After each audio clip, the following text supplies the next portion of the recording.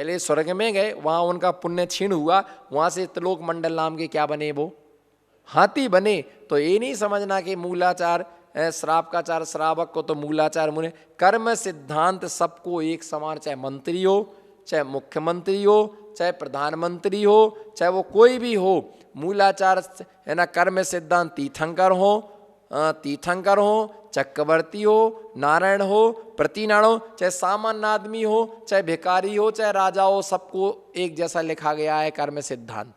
जो करेगा उसको कर्म का क्या होगा, बंद होगा। तो ये जो आत्मा है, आत्मा अपने राग द्वेष मोह आदि भावों तथा उन भावों द्वारा ज्ञानावरणादि कर्म बंद करने वाला है। वही आत्मा उन कर्मों के शुभ अशुभ फलों को क्या करता है, भोगने वाली भी है। और निश्चय करके बहिरंग अंतरंग उपायों द्वारा उन कर्मों का छूट जाना ये आत्मा से होता है। बंधना भी आत्मा से होता है और छूटना भी क्या होता है, आत्मा से होता है। इसीलिए निरंतर अपने अंदर ऐसी भावना रखना कि जो हमारा बद्ध कर्म है वो बद्ध कर्म हमारा क्या हो जाए, छूट जाए। हमारी आत्मा समस्त प्रकार के कर्म के बंधनों से मुक्त हो जाए, है ना। जिससे हमें अधिक समय तक संसार में क्या ना करना पड़े, भटकना। अधिक समय तक हमें संसार में भटकना ना पड़े, क्योंकि जो भटकेगा वो दुख पाएगा। बोलो, जो भटकेगा वो, और जो भटकाएगा वो भी दुख पाएगा। भटकने वाला भी दुख पाता है, भटकाने वाला भी दुख पाता है। इसलिए भटकना भी नहीं और भटकाना भी नहीं। हाँ, सबका अपना अपना पुण्य, तुम्हारा पुण्य तुम्हारे साथ, हमारा पुण्य हमारे साथ, तुम्हारा पाप तुम्हारे साथ, हमारा पाप हमारे साथ, हमारा असत्य हमारे साथ, तुम्हारा असत्य तुम्हारे साथ, तुम्हारी मायाचारी तुम्हारे साथ, हमारी मायाचारी। जिस व्यक्ति का जो जो जैसा कर्म है वो उसके साथ में। एक घर में 4 आदमी है, चारों एक जैसी नहीं है। बोलो, एक घर में 4 सदस्य हैं, चारों एक जैसी नहीं है। चारों का स्वभाव अलग है ना। चारों की आकृति अलग है, चारों का विचार अलग है, चारों की पसंद अलग है, चारों का विचार अलग है। कोई कहीं जाता, कोई किसी को ऊपर अच्छा लगता, किसी को नीचे अच्छा लगता है ना। किसी को मूंग की दाल चाहिए, किसी को उड़द की दाल चाहिए, किसी को पुलाव चाहिए, किसी को खीर, किसी को खिचड़ी।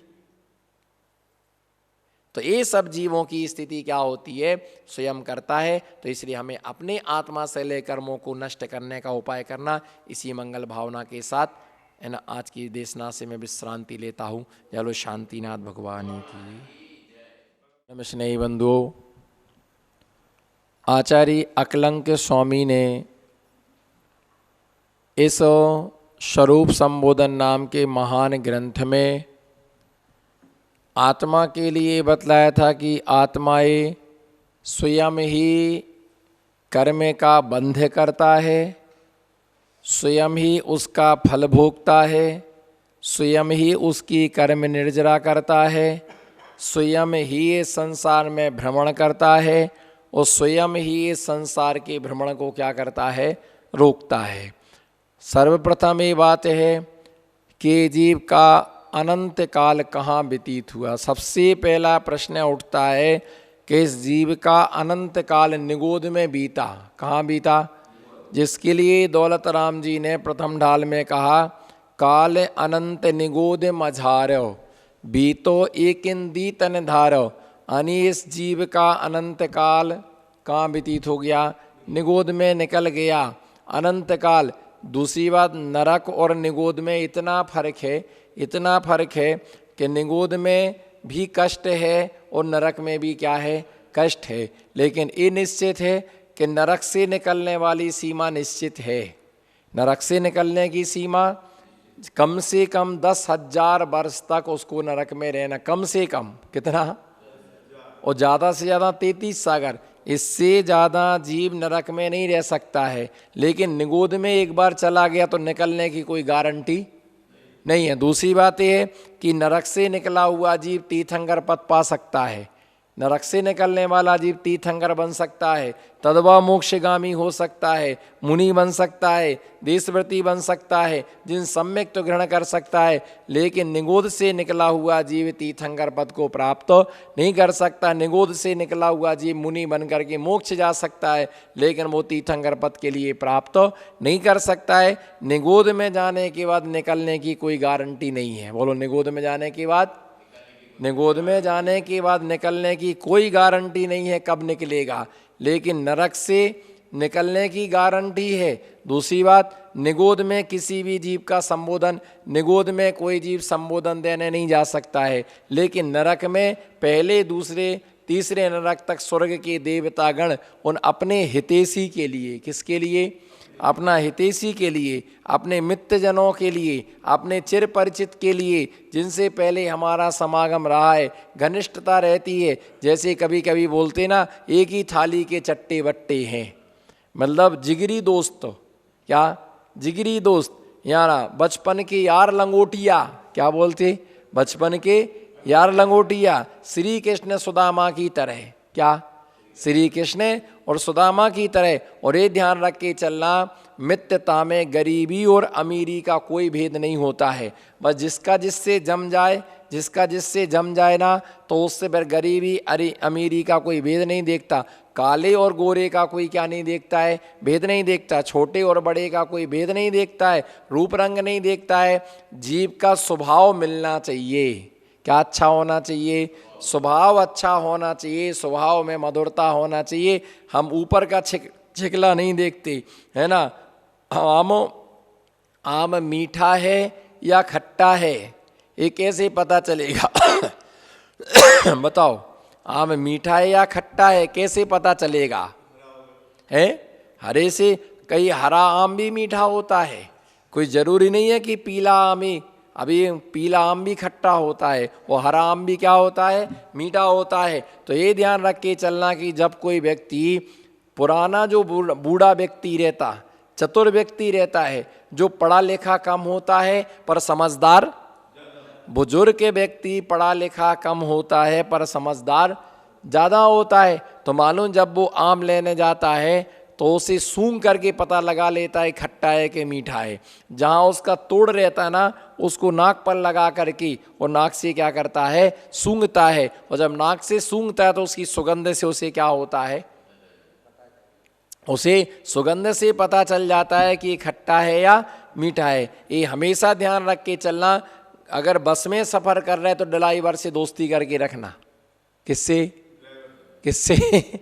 अगर बस में सफ़र कर रहे हो तो ड्राइवर से दोस्ती करके रखना।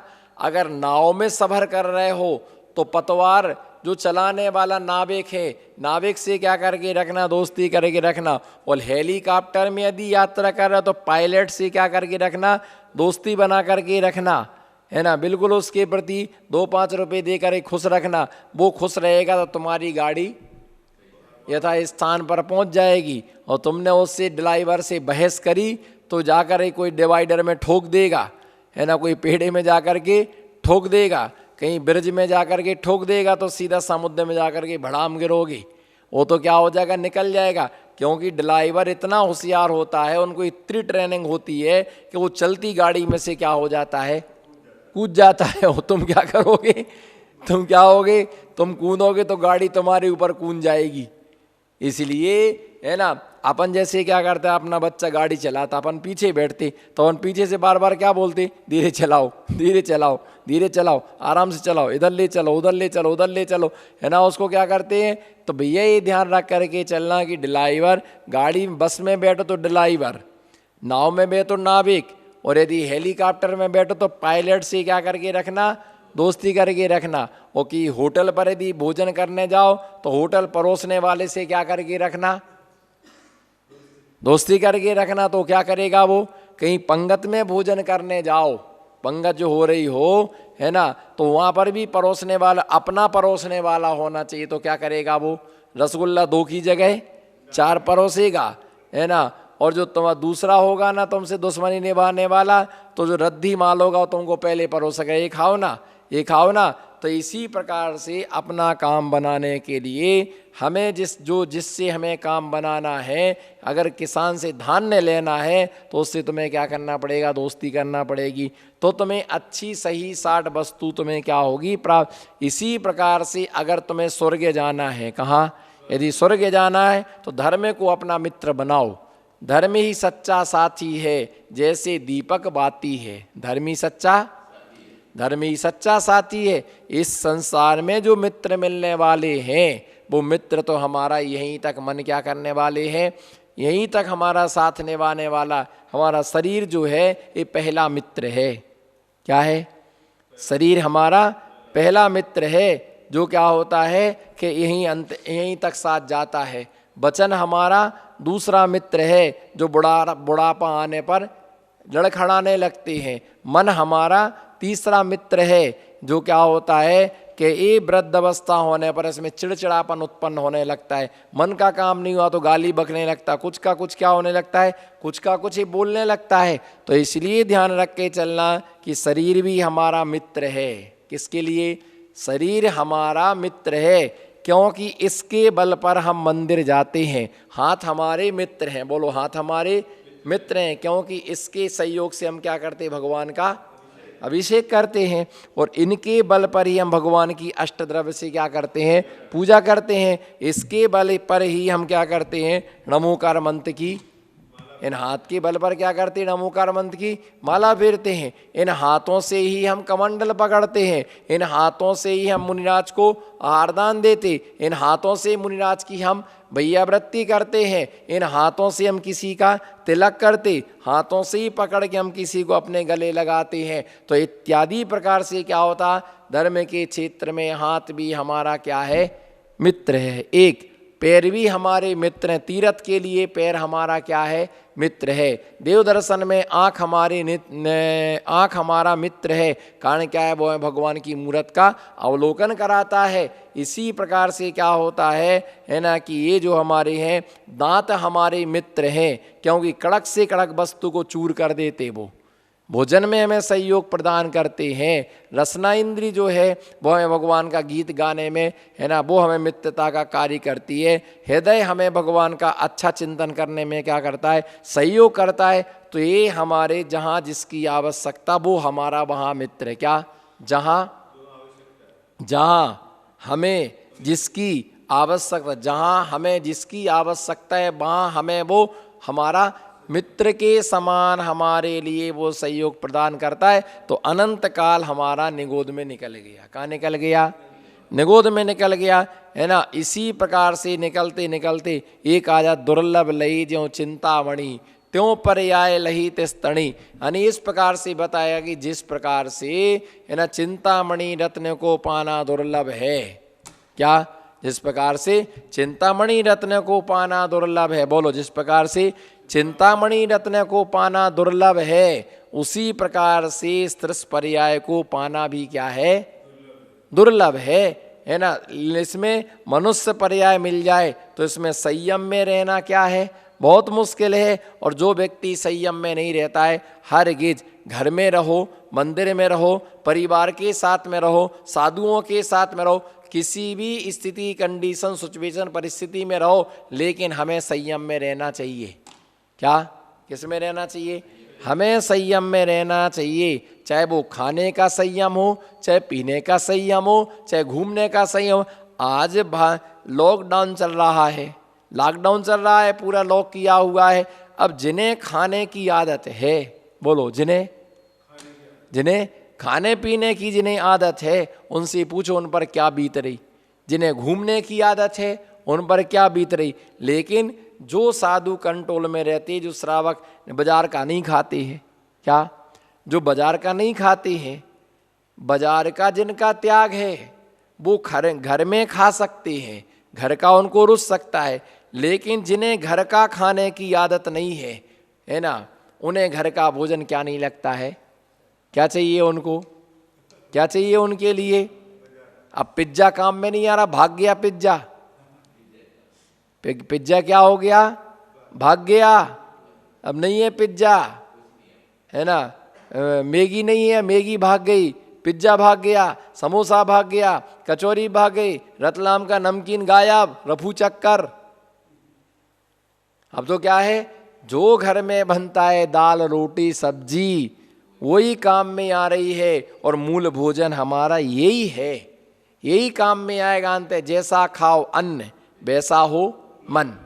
जैसा तुम खाओगे अन्न वैसा तुम्हारा क्या होगा, है ना। वैसा तुम्हारा क्या होगा? वैसा तुम्हारा क्या होता? मन होता है, वैसे तुम्हारे परिणाम होते हैं। इसलिए संयम से यदि हम शुरू से रहे होते ना, तो आज हमें इतना कष्ट का सामना नहीं करना, इतना तड़फना नहीं पड़ता, इतना बेचैन नहीं होना पड़ता, इतना परेशान नहीं होना पड़ता। परेशान वो होता है जो संयम में नहीं रहता है। परेशान वो होता है जो लूटपाट वो करता है जो संयम में नहीं रहता, चोरी वो करता है जो संयम में नहीं रहता, हिंसा, झूठ, चोरी, कुशील, परिकर इत्यादि में वो फंसता है जो व्यक्ति संयम में नहीं रहता है। संयम का जो पालन करता है वो इस प्रकार से पाप रूप प्रवृत्ति नहीं करता है। इसलिए बोलो, इसलिए हर चीज का अभ्यास होना चाहिए। बोलो, हर चीज का अभ्यास होना चाहिए। इसका मतलब ये नहीं है कि हम सोचें अब हमारा क्या होगा, अब हमारा क्या होगा, अब हमारा कुछ भी नहीं होना, सब अच्छा होगा। परेशान होने की आवश्यकता नहीं है, कुछ भी नहीं होगा, सब अच्छा होगा। अगर देखो आज हमारे पास जीवन है तो हम धन कमा सकते हैं, लेकिन जीवन चला जाए तो धन क्या काम का। बोलो, जीवन चला जाए तो धन क्या काम का। जैसे मान लो कोई व्यक्ति आपसे कहे, समझो कोई व्यक्ति आपसे कहे कि आप हमसे 50,000 रुपये ले लो, अपनी दोनों आंखें दे दो।